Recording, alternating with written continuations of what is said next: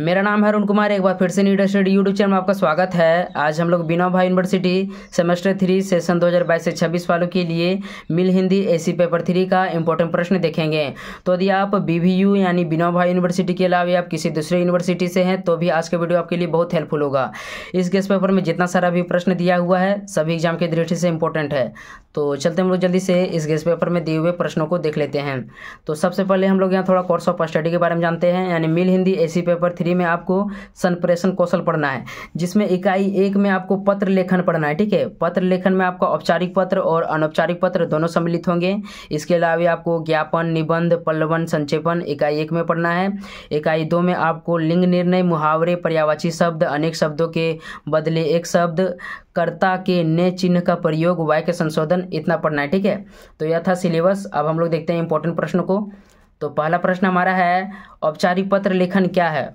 औपचारिक पत्र लेखन क्या है, तो यह हमारा पहला प्रश्न था जो बहुत इंपॉर्टेंट है। ठीक है, इन सभी प्रश्नों को देख लीजिए। देखते हैं हम लोग नेक्स्ट प्रश्न को। तो हम लोग यहाँ देख सकते हैं किस प्रकार से औपचारिक पत्र लिखा जाता है। ठीक है, इन सभी उदाहरण को आप देख लीजिए, इसका टेंशन मत लीजिए, इसका मैं पीडीएफ आपको दे दूंगा। अभी आप केवल प्रश्न को देख लीजिए। ठीक है, देखते हैं हम लोग अगले प्रश्न को। तो औपचारिक पत्र का इतना सारा उदाहरण दिया हुआ है, इसको देख लीजिए। ठीक है, अगला प्रश्न हमारा मिल गया है। अगला प्रश्न हमारा है औपचारिक पत्र में पत्र लिखने वाले का नाम कहाँ लिखा जाता है। तो आपका जो रहेगा ना शॉर्ट आंसर टाइप क्वेश्चन भी रहेगा, यानी कि लघु उत्तरीय प्रश्न भी रहेगा। तो इस तरह से भी प्रश्न पूछा जा सकता है, औपचारिक पत्र में पत्र लिखने वाले का नाम कहाँ लिखा जाता है। तो इन सभी का भी उत्तर दिया हुआ है, आप देख सकते हैं। ठीक है, इसके अलावा दूसरा प्रश्न है औपचारिक पत्र किसे कहते हैं या कितने प्रकार के होते हैं।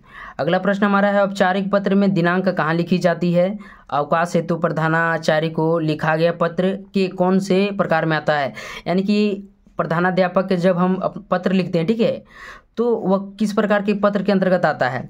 इसके अलावा अगला प्रश्न है पत्र में प्रेषिती कौन होता है। ठीक है, तो इसी प्रकार से आपका भी प्रश्न रहेगा। नीचे प्रश्न है अनौपचारिक पत्र क्या होते हैं। तो इसी तरह से भी आपका प्रश्न रहेगा, इन सभी को देख लीजिए। ठीक है, देखते हैं हम लोग नेक्स्ट प्रश्न को।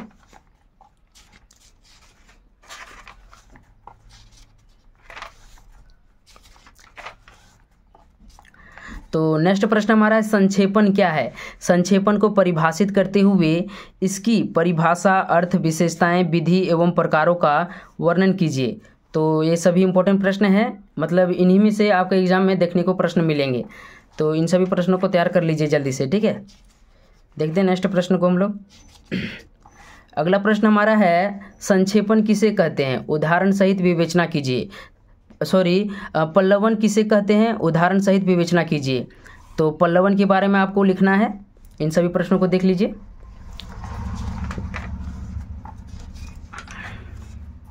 नेक्स्ट प्रश्न हमारा है ज्ञापन से आप क्या समझते हैं। ज्ञापन से आप क्या समझते हैं, ज्ञापन के प्रकार एवं इसके प्रारूप की उदाहरण सहित व्याख्या कीजिए, विवेचना कीजिए। तो इसी तरह से भी आपका प्रश्न रहेगा ज्ञापन से संबंधित, देख लीजिए। इसके अलावा आपका निबंध रहेगा। ठीक है, जैसे बेटी बचाओ, बेटी पढ़ाओ, इस प्रकार से निबंध आपको लिखने के लिए रहेगा। ठीक है, एक ना एक तो निबंध रहेगा, तो देख लीजिए इन सभी को आप।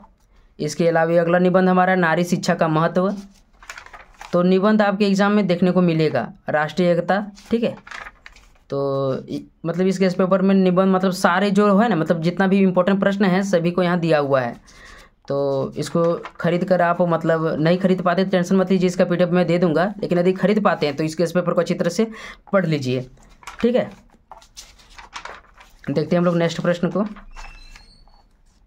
तो जो भी आप इधर देख रहे हैं सभी निबंध है, इसलिए मैं जल्दी जल्दी से पार कर दे रहा हूँ। ठीक है, यहाँ पर्यावरण प्रदूषण है, इसको भी आप देख लीजिएगा।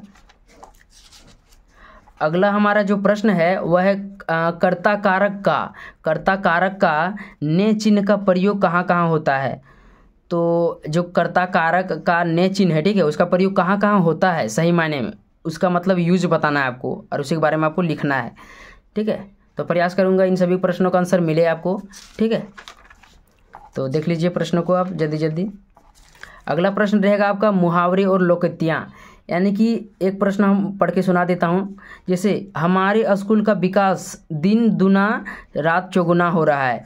तो यहाँ पर दिन दुना रात चौगुना मुहावरा है, ठीक है। तो इसका आपको मतलब अर्थ भी बताना है और वाक्य में प्रयोग के साथ भी बताना है। तो यहाँ है हमारे स्कूल का विकास दिन दुना रात चौगुना हो रहा है। तो जो दिन दुना रात चौगुना है, ठीक है, इसका मतलब क्या हो गया, खूब उन्नति हो रहा है, खूब उन्नति हो रहा है, ठीक है। तो इसी प्रकार से आपका भी रहेगा, मुहावरे दिया रहेगा जिसका प्रयोग आपको वाक्य में करना है और उसका अर्थ भी आपको बता देना है। तो देख लीजिए इतना सारा मुहावरा दिया हुआ है, सभी सब मुहावरा है, ठीक है। सॉरी, यहाँ पर्यायवाची शब्द है, इसको देख लेते हैं, ठीक है। तो पर्यायवाची शब्द भी आपका रहेगा, हम लोग सिलेबस में देखे थे। जैसे अग्नि, अग्नि को आग, वन्ही, पावक, अनल, वायु, सखा, दहन, ठीक है। इस प्रकार से आग को इतने नामों से जाना जाता है। तो पर्यायवाची शब्द आपका रहेगा। तो देख लीजिए यहाँ पर्यायवाची शब्द भी दिया हुआ है इतना सारा।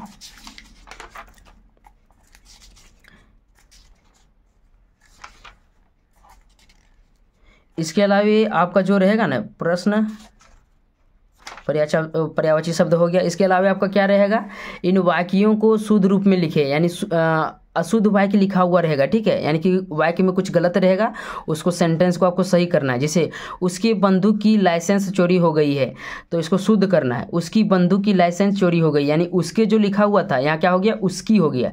तो इसी प्रकार से आपको छांट के लिखना है, ठीक है। यानी कि जहाँ भी गलती रहेगा उसको फिर से आपको दोबारा लिख देना है। तो अशुद्ध वाक्यों के बदले शुद्ध वाक्य रहेगा। इसके अलावा एक मेरा और था कहीं, ठीक है, अनेकार्थी शब्द था, ठीक है। इसको नहीं देख पाए थे हम लोग। तो अनेकार्थी शब्द भी रहेगा, यानी कि ऐसा शब्द रहेगा जिसका मतलब बहुत सारा अर्थ निकलेगा। जैसे जो रहता है ना, एक मैं बता देता हूँ, जैसे क्या हो गया, कर हो गया, कर मतलब किरण होता है, इसके अलावा हाथ भी होता है। तो सबका मतलब जैसे अंक हो गया, ठीक है, अंक होता है, गिनती के अंक हो गए, अध्याय हो गए, इस प्रकार से बहुत सारे होते हैं, ठीक है। तो अनेकार्थी शब्द भी आपको देखने को मिलेंगे एग्जाम में। तो इसी प्रकार से आपके एग्जाम में प्रश्न पूछे जाएंगे। तो यदि आपके पास, यदि आप अभी तक गेस पेपर को नहीं खरीद पाए थे, ठीक है, तो मैं कमेंट में मतलब एक नंबर पिन कर देता हूँ, उसी पर आप मैसेज कर दीजिएगा, इसका PDF मैं आपको वहाँ दे दूंगा। तो आशा करते हैं वीडियो अच्छा लगा होगा। तो चैनल में, तो चैनल को जल्दी से सब्सक्राइब कर दीजिए। बाकी मैं अपने से जल्द प्रयास करूँगा कि इन सभी का आंसर चैनल में मिल जाए। तो आज की वीडियो में इतना ही, मिलते नेक्स्ट वीडियो में, तब तक के लिए धन्यवाद।